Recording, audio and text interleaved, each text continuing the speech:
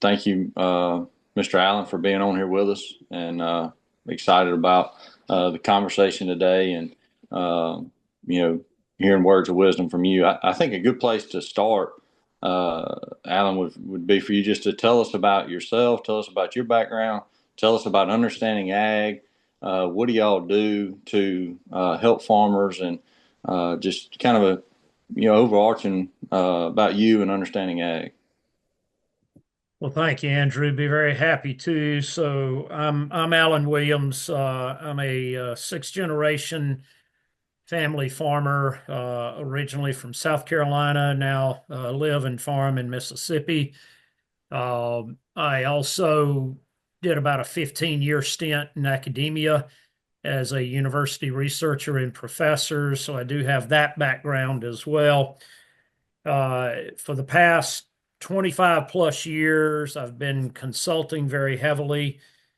And in about 9 years ago or so, my partners and I founded Understanding Ag and the Soil Health Academy. I'll tell you a little bit about that. And then more recently, we founded a third company, not country, but company. And I'll share a little bit about that one. So, Understanding Ag is our consulting arm. We work exclusively within the regenerative agriculture sector.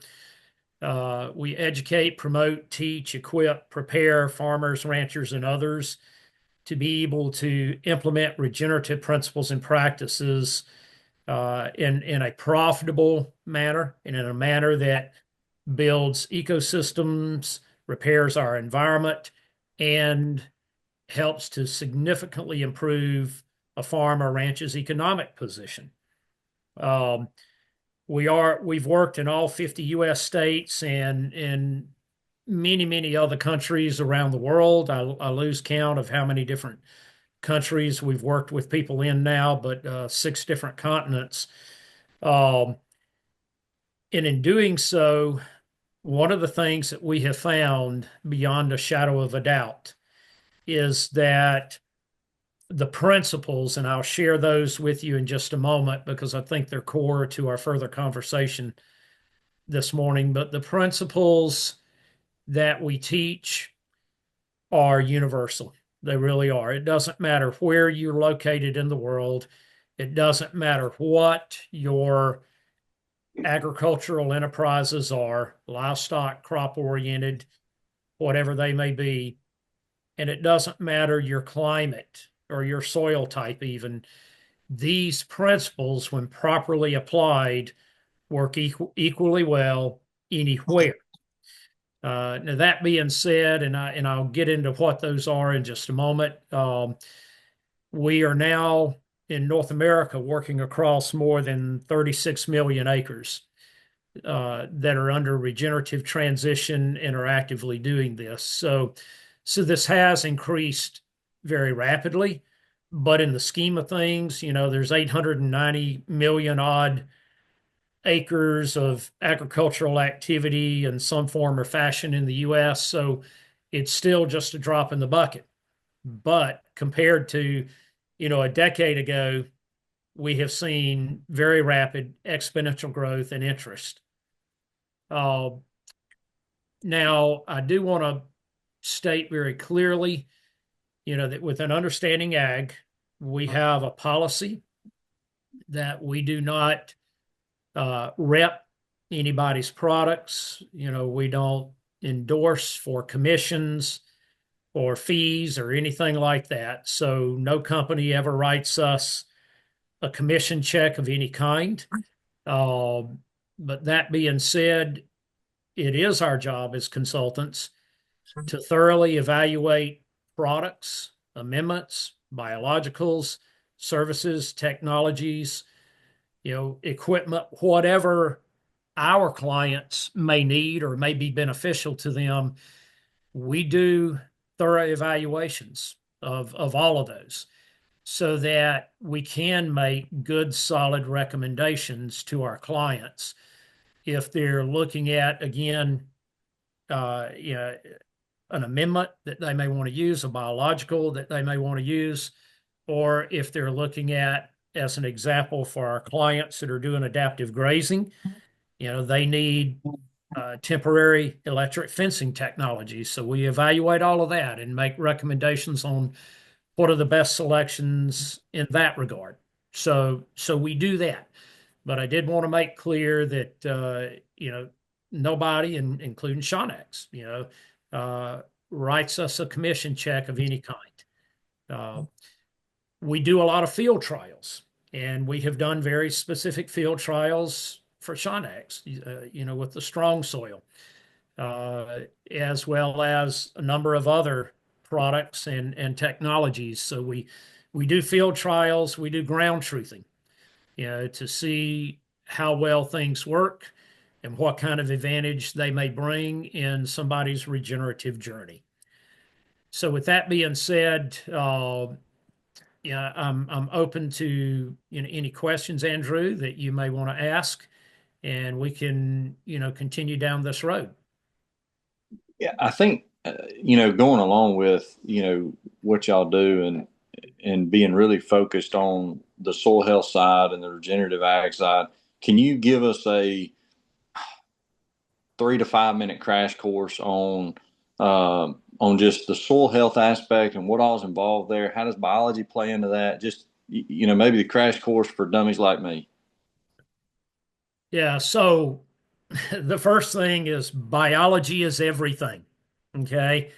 If we're really wanting to make progress and we really want to be able to wean ourselves down from, a lot of expensive inputs and even inputs that are potentially harmful, to our environment, to our ecosystems, all of that, and even to us, then our focus must be on building biology, starting with biology within the soil. That is absolutely critical. And so to do that, we teach and educate and equip farmers and ranchers in what we now call the 6-3-4.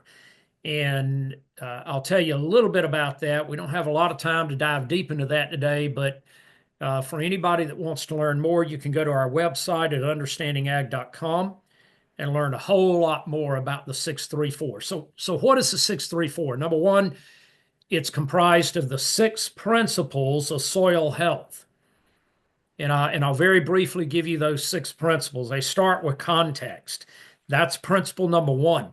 If you don't understand your context in full, then the truth is you cannot adequately and profitably and successfully apply the other 5 principles.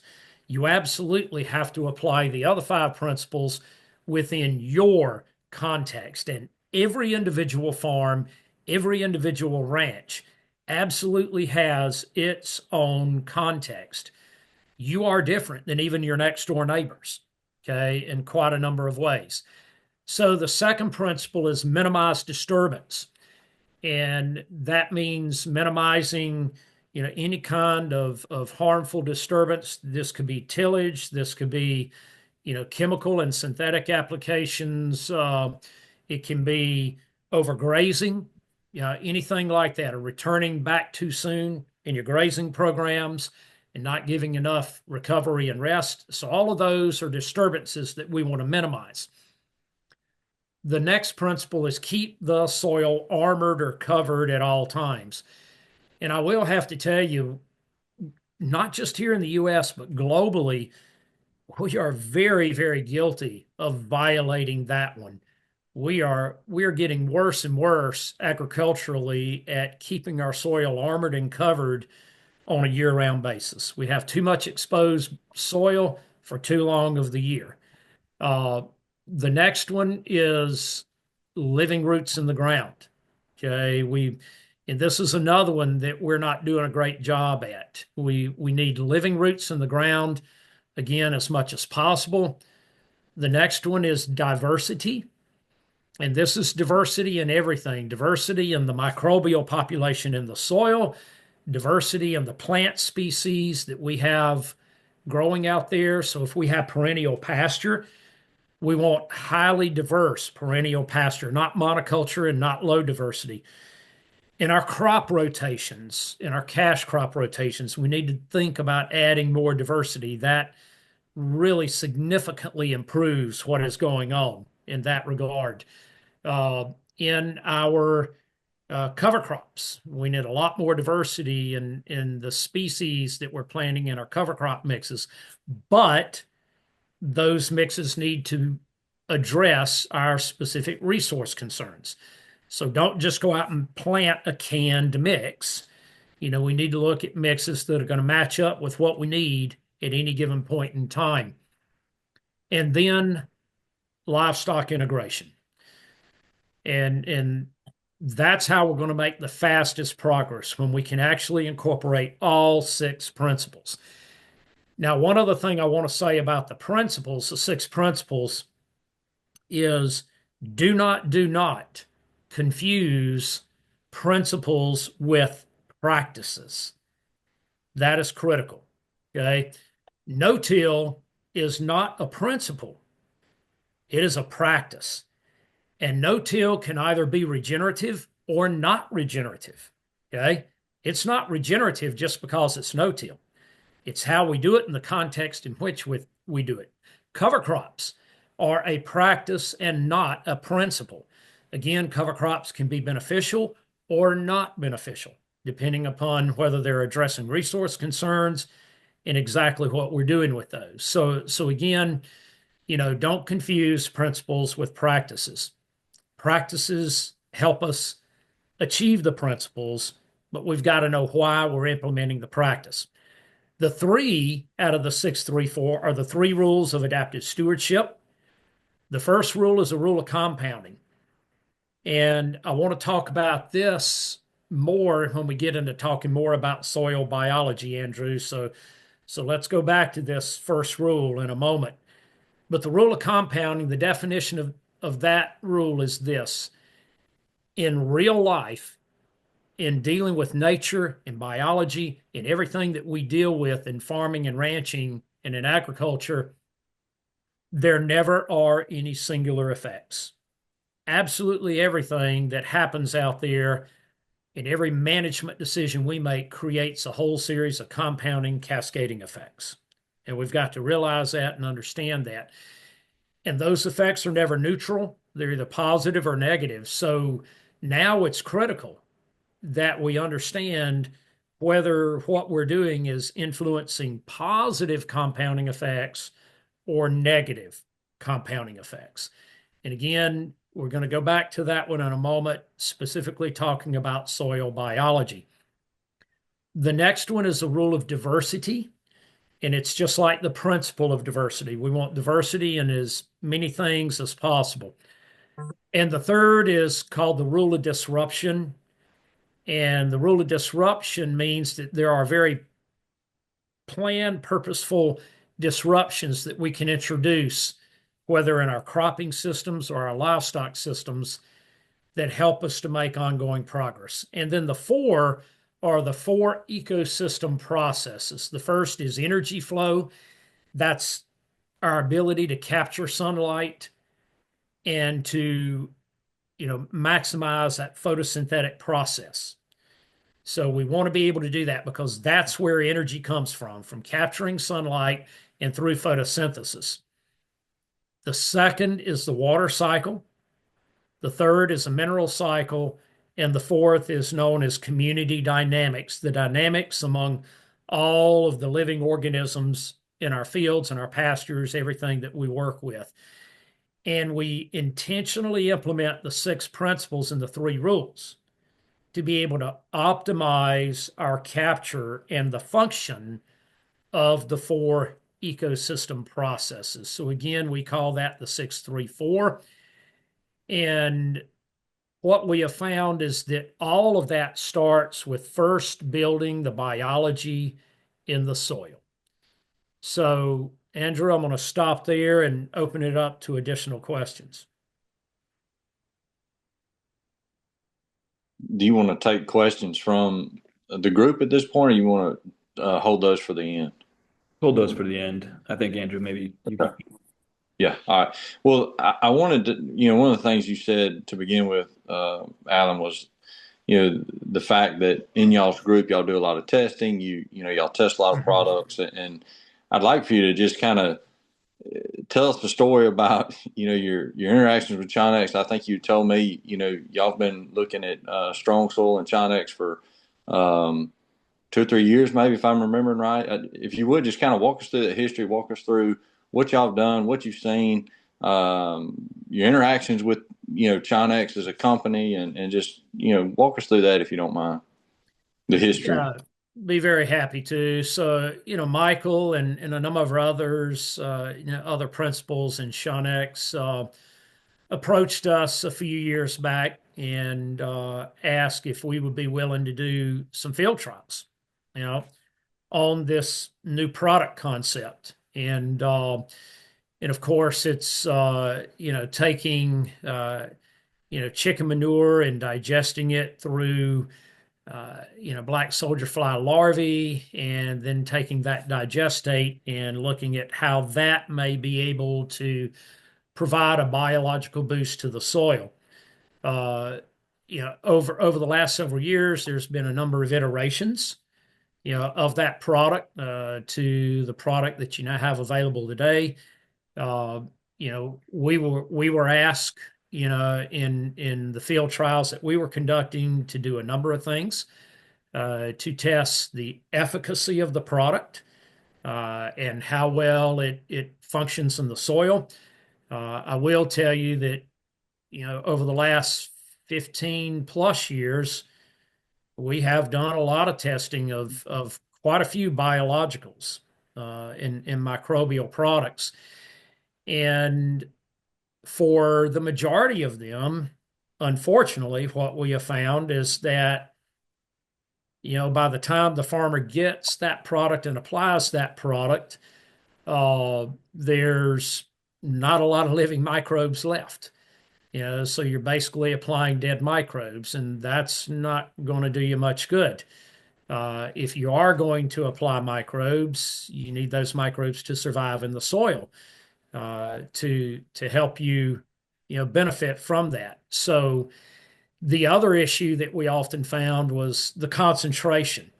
It takes enough critical mass of microbes if we're going to use a microbial amendment to do us any good. Applying just a handful of microbes per acre, so to speak, is not going to benefit us as farmers. So any biological amendment has to have a very, very stout concentration of living active microbes when it is actually applied, so that it can work for us.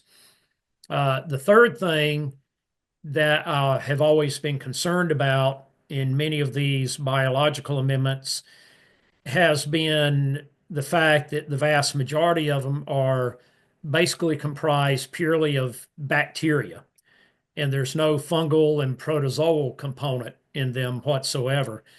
And in all of the analysis that we've done of the soil, and we've done very, very extensive analysis throughout North America, the vast majority of our soils are very much lacking in fungal component, especially mycorrhizal fungi.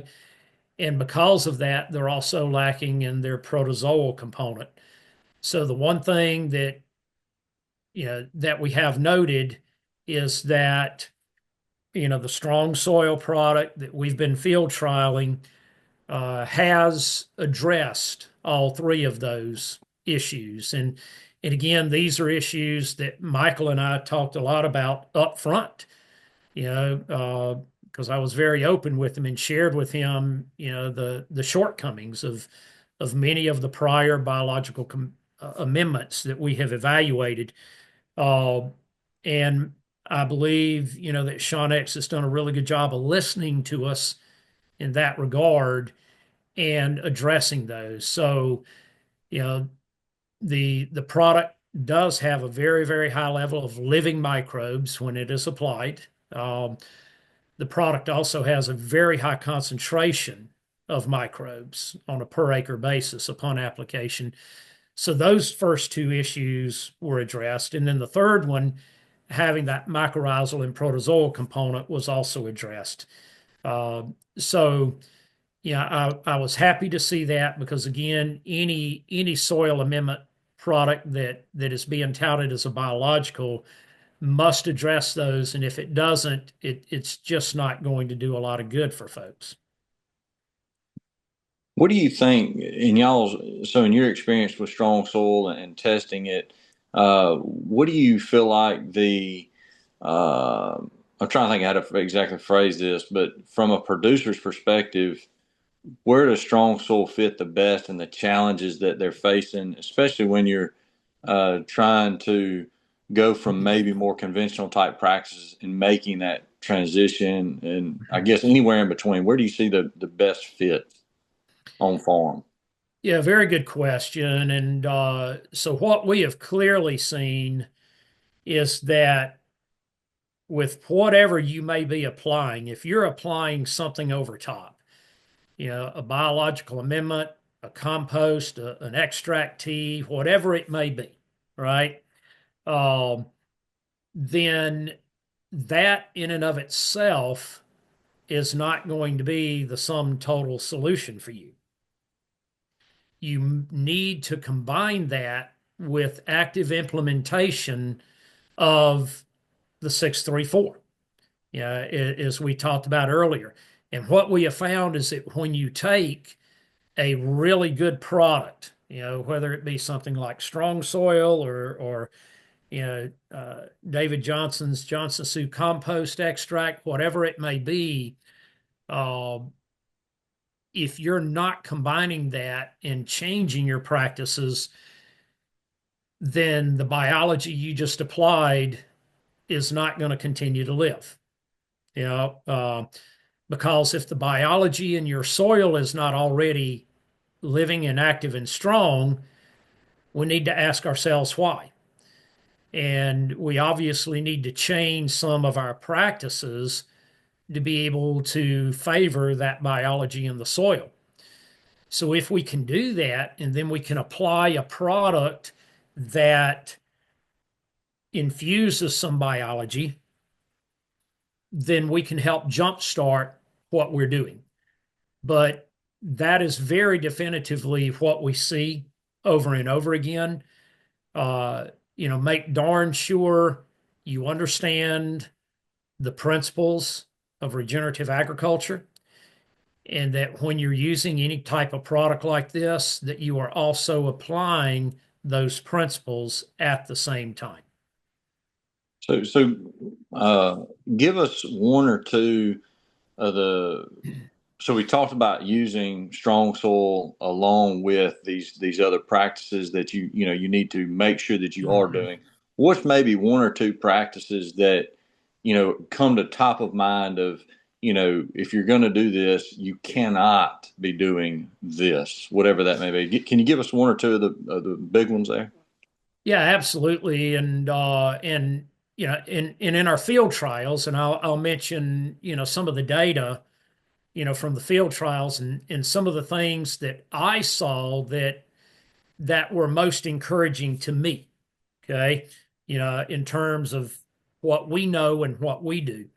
Um, but first and foremost, if I am going to apply living biology to the soil, then it is going to be critical that I am implementing some principles that are going to favor that biology and allow it to not just survive, but to replicate, to communicate with the existing biology in the soil. That's called microbial quorum sensing, and to create a very positive compounding effect. So that would be, minimizing tillage. Okay, and particularly looking at things like no-till practices, that type of thing, where I do as little disturbance to the soil as possible when I'm planting my crops. Another would be, keeping that soil covered and armored as much as possible. And then a third, living roots in the ground, because biology associates and lives in association with living roots. So those are three things that immediately come to mind for me.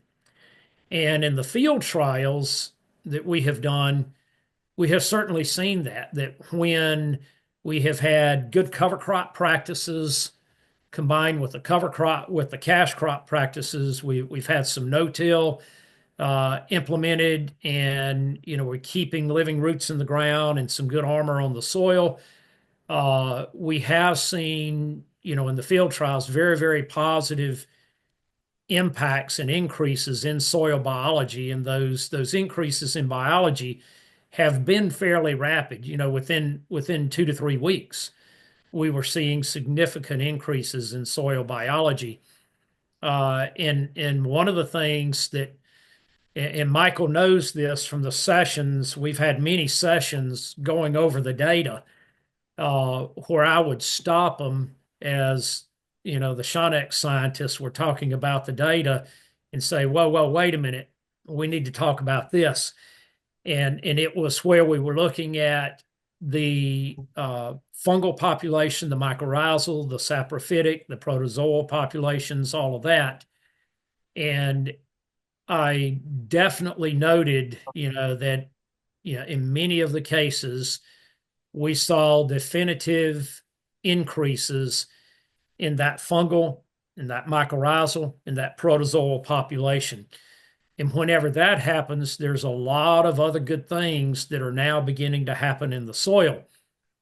There's been other field trials that we've done with other companies that we're working with, where we have noted that, in a row cropping situation, any time that you can increase that mycorrhizal population in the soil, you will begin very rapidly to see an improvement in the aggregation of the soil. And as soon as you see an improvement in both aggregate size and aggregate depth, now your soils can far better infiltrate and retain water. And what is one of the most important things for successful cropping or pasture operations? Being able to infiltrate and retain water. Because that also facilitates and supports the microbes in the soil and their ability to be able to glean, capture nutrients out of the soil and feed them back to the plant. So now we're getting back to that rule of compounding, Andrew, that I talked about. So when we can increase biology, then what we're doing is we're producing very positive compounding, cascading effects. And we've got some trials going on up in Delaware, that where we're doing very extensive cover cropping and interseeding of cover crops into corn and that type of thing. And I can tell you again that, when we're doing things like that and we're improving that soil biology, we saw really positive results that the farmer was very, very encouraged by and noted immediately. And the second thing that we're noticing is that as long as we don't interrupt that biology, okay, and we're implementing good practices between the cash crops, then we're seeing season over season cumulative or accrued benefits. And that's the other thing that is very important. Are we building accrued benefits, or are those benefits just very short term and then they go away? As a farmer myself, I want ongoing accrued benefits. Mhm. You mentioned testing a lot of these kinds of products like Strong Soil that are out there on the market. Where do you feel like Strong Soil stacks up in that lineup of all the stuff that you've seen? Well, for a very honest answer to that question, and again, I've had 15 plus years, of field trial, farm scale testing of literally dozens and dozens of different biologicals. And as I said before, I've been very disappointed in many of them because they just simply didn't deliver as advertised. But the strong soil, is absolutely in the top 5% of any of the products that we have field trialed. It has performed, and it has allowed for some positive compounding benefits. So that, to me, that speaks volumes to Chonex, really paying attention and listening to the results of the field trials, that we were conducting. And I know Michael has been consistent about dedicating himself and everybody at Chonex to making those ongoing improvements and turning this into something that is very feasible. The other thing that I've often seen is that many of these biologicals price themselves out of reality, and you end up not getting a good ROI. And that ROI is critically just as important as the accrued benefits that we see in the soil.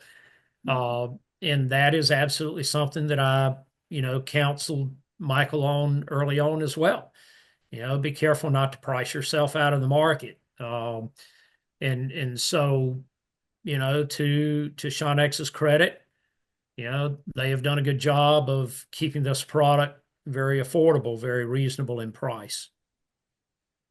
You know, as you were talking about the accrued benefits, that takes a long term vision. And I think all of us are guilty to some level of being short term thinkers. And making short term decisions. And one of the things that I guess, because you've got way more experience obviously than I do in this realm, but when somebody's trying to transition and do it, maybe they realize, maybe they're sitting out there and they realize, I have kind of been neglecting the soil health aspect of my farm and my land, and that's one of the big things I'm going to pass on to my kids and my grandkids. And but it does seem that there is this transition period that it can really be a struggle for. I don't know. Again, you've got more experience than I do, but it can be a struggle to make that transition. And if somebody's sitting in that boat today, uh, where what advice do you have for them, strong soil and outside of strong soil, maybe that we hadn't touched on yet? But I know you've already hit on a lot of it. But what should they expect? Does strong soil speed up that process for them? Where does that fit in there? That's another good question, and the answer is it depends. Okay, you know, uh, strong soil, along with many other biological amendments, and even as I mentioned earlier, the Johnson Sioux compost, which we've done a lot of evaluation of. Many of those types of things, or any soil amendment, to be honest with you, if you apply it, but you are still doing everything else the way you've always done it, very conventionally, then don't expect a lot. Okay. I'll just be very honest. Don't expect a lot. You may see a temporary bump or boost, but it's going to be temporary.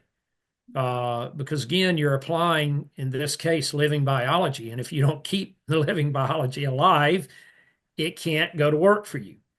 So that's why I mentioned earlier, always in any of these types of amendments, where we see the biggest benefit is when they combine it with the application of regenerative principles and practices.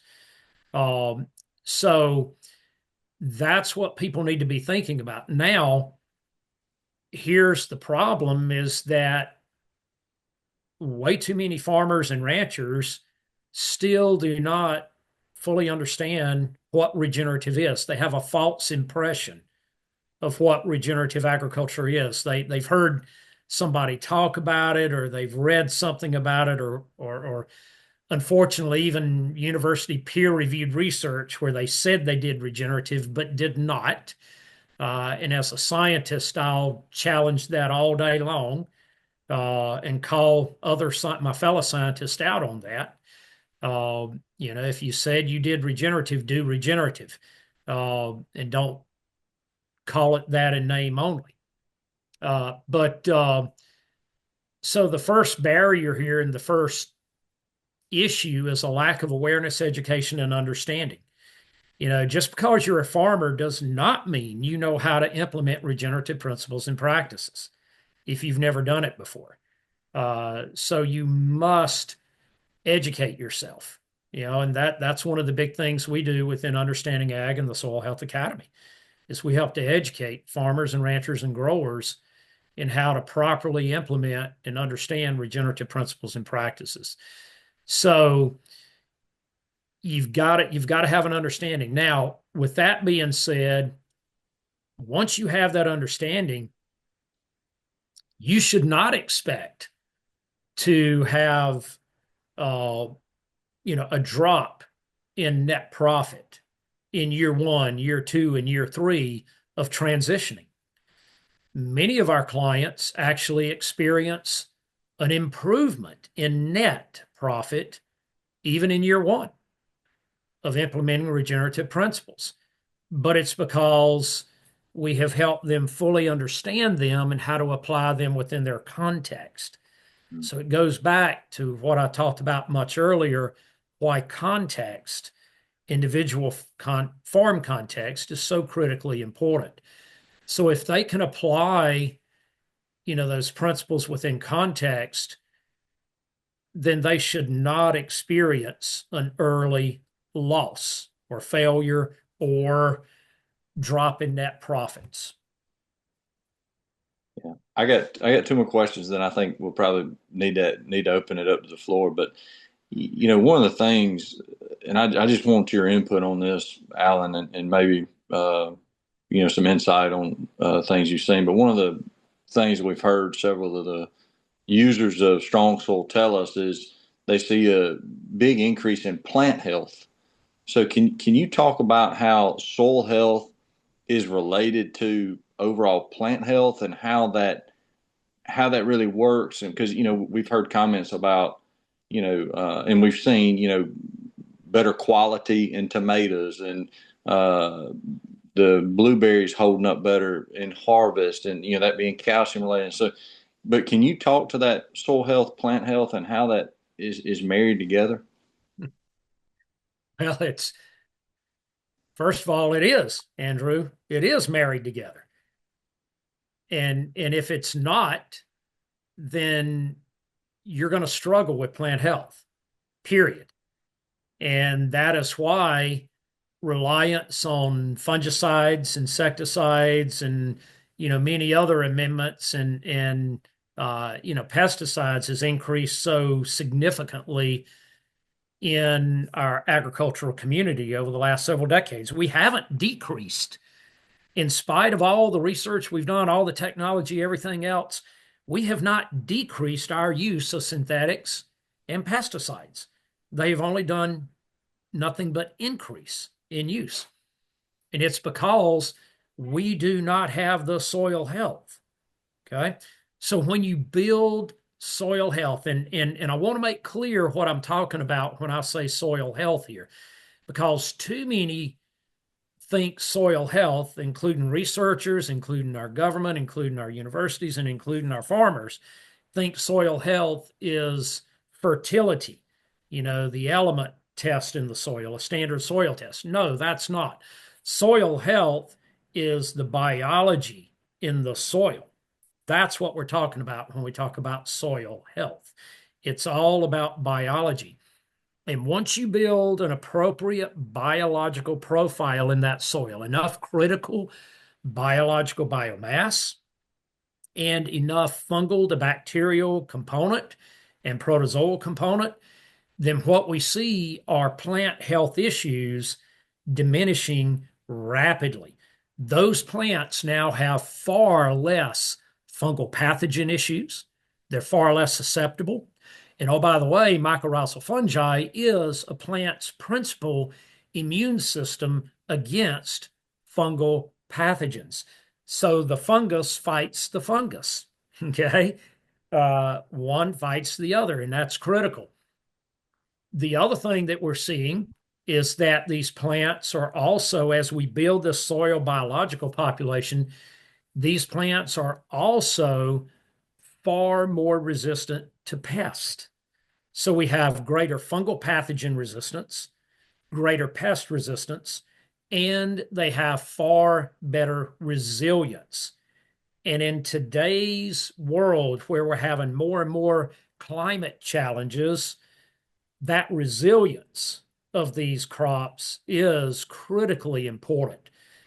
And all three of those, fungal pathogen resistance, pest resistance, and resilience come solely from improvement in soil biology.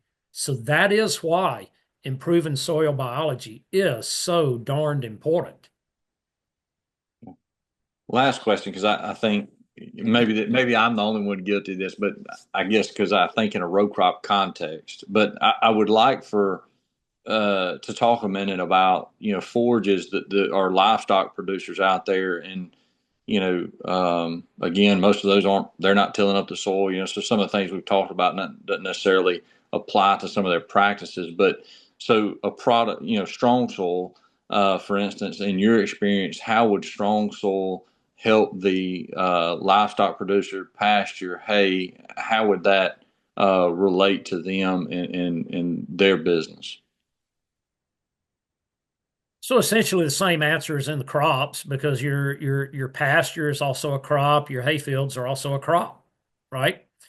They may be perennials rather than annuals, like a lot of our row crop cash crops and vegetable cash crops, but yet they're still a crop. And we need to think of them like that. So we need to think about how we treat those pasture crops and those hay crops. And they need the right biological profile in the soil just as much as our row crop and vegetable crops do. So, first and foremost, again, proper implementation of the 634. Well, that's critical. And knowing how to do that, stop overgrazing, give your pastures enough recovery and rest after grazing events, build diversity in the plant species that are there. All of those types of things are going to help.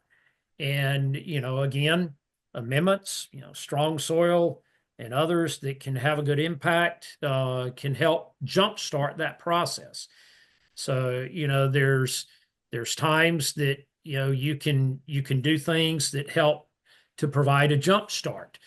But again, just like in the row crops, if I don't change anything else and I'm still overgrazing and returning too soon and all of these other things, then anything I try to do as a jump start is just going to be a momentary boost, and it's not going to last. So if I'm going to spend money as a farmer and as a rancher on an amendment that I'm going to add to the soil, then I want to maximize my benefit out of the dollars that I've spent. Why would I not want to do that? So again, be smart about what you're doing.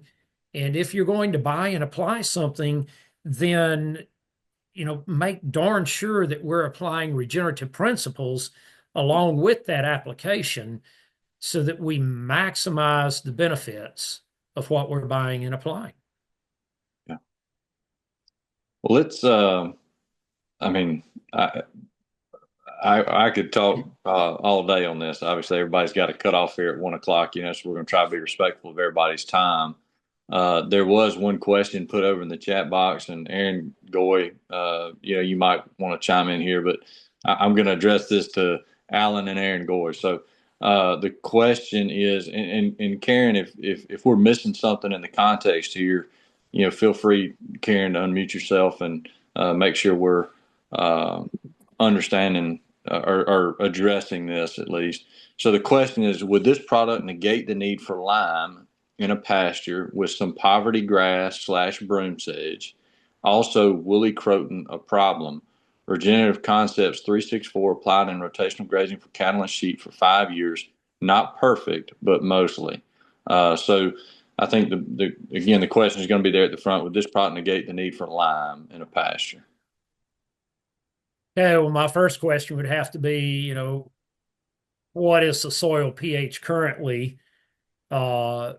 But that being said, what I will share with you is that in our research and our experience, if your pH is 5.4 or better, we never advise a client to apply lime because just by implementing the principles in improving soil biology, the biology will correct the pH problem. Okay, the biology alone will do that. So now, if you're down in the fours, it may benefit you to add some lime initially, but you should only have to do it once. Now, relative to the plant species that were mentioned, broom sedge, woolly croton, also known as goatweed, and many of the others that you listed off there. We often hear in our universities, our extension service, and others will say, well, that's due to a low pH problem in the soil.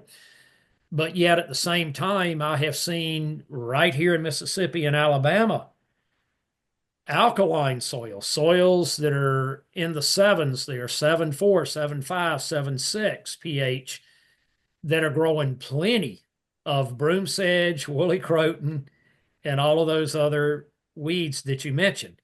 So to think that it's a pH problem only and we correct the pH and they're no longer going to be there is not true. Okay, that's just simply not true, even though we're told that. The issue rather is how we're grazing. Okay, so we can, if we're grazing to improve biology, or if you want to apply an amendment and at the same time implement adaptive grazing practices with the application of that amendment, then you can mitigate the issue that you're having with those plants. And oh, by the way, with good adaptive grazing, your livestock will also begin to eat a lot of those plants that we just listed, and that will also help to control those plants. So, everything will always be in your seed bank. That's what we have to remember, whether you're a row crop farmer or you're a grazer. Every weed that you can think of will always be in your seed bank. We've never, in 8+ decades of herbicides, eradicated a plant that we call a weed. They're all still there, and we're not going to eradicate them. The key here is out competing them. So that's what we want to do. We want to make sure that we're implementing principles and practices that allow us to outcompete those so that more favorable things will be growing in those pastures. Alan, Karen brings up in my mind, another good question. Some of the things you were just talking about is, can you hit very briefly, because we do have another question, but can you hit very briefly how having the biology right in the soil makes more nutrients available to that plant? Oh, absolutely. And we've done quite a bit of phytonutrient research in collaboration with Dr. Stefan Van Vliet and his team of researchers. Dr. Fred Provenza has been integrally involved in a lot of this as well. But in doing this phytonutrient research, what we have very definitively found is that as you improve the biology and the functioning of that biology in the soil, then you absolutely improve the phytonutrient profile in every plant out there, regardless of whether we view that plant as a weed or a preferred plant. It doesn't matter. The phytonutrient profile increases in every single plant that's growing out there. And that, of course, benefits our livestock or our crops, either one. But in talking about livestock, if they're eating phytonutrient rich plants, then they're not only consuming phytonutrients that transfer to the meat and the milk and the eggs and all of that we're consuming, so we get a more phytonutrient rich diet, but these phytonutrients are very powerful antioxidants and anti-inflammatories. So just like antioxidants and anti-inflammatories positively impact our health, of course they positively impact the health of our livestock. So they're consuming very powerful medicinal compounds, and also a number of these phytonutrient compounds are natural anti-parasitic compounds. So our livestock can naturally deworm themselves when they're eating these plants. So it's, again, the rule of compounding, accrued positive compounding benefits. So, and there might not be an answer to this question, Alan. If there's not, you can just say, I have no idea. But let's just call it poor biology in the soil, good biology in the soil. In y'all's research, do you have a percentage of plant available nutrients from poor biology to good biology? Well, we have seen phytonutrient content increase anywhere from 50% to over 600%. From bad biology to good biology. That's correct. Yes. Wow. Okay. Yeah. All right. So Jay has a question. Aaron, I don't know if you can see that in the chat or not, but the question is there a label that lists the CFUs of the biologicals? I say, Jay, Will, can we figure out how to get his information so we can send him the label and the information on that? But the second, we can't. Okay. So, Jay, we'll get that to you. The second part of your question is also, is the chitin added to this or is it made in this process? Aaron, I think maybe that would be a good one for you to take.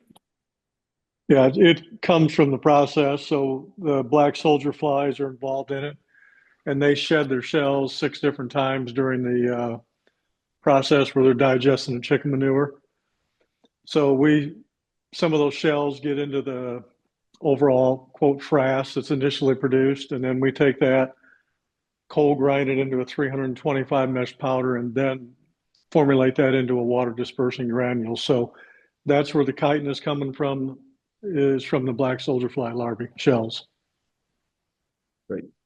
And Alan and Aaron, do y'all want to speak to the chitin component at all? I mean, is that something that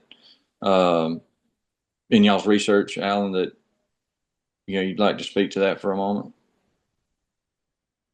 Or Aaron, either one. Well, I'll just very briefly say that, it is important.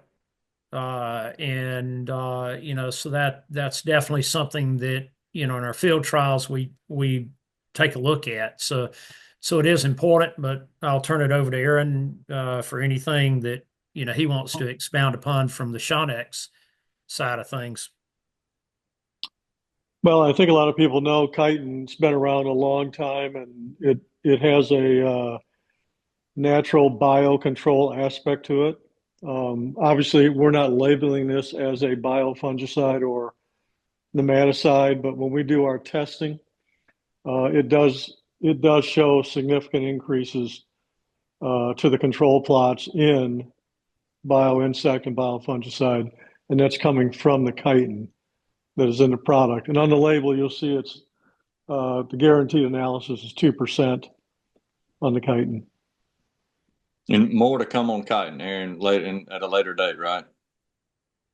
Yep, yeah, because we're going to look at based on product differentiation for various crops. We may take and increase that chitin level and do some different things with it. So, yeah. All right. So Karen came back with another question. Can you multiply these microbes in Chonex while brewing highly activated compost tea as an additive?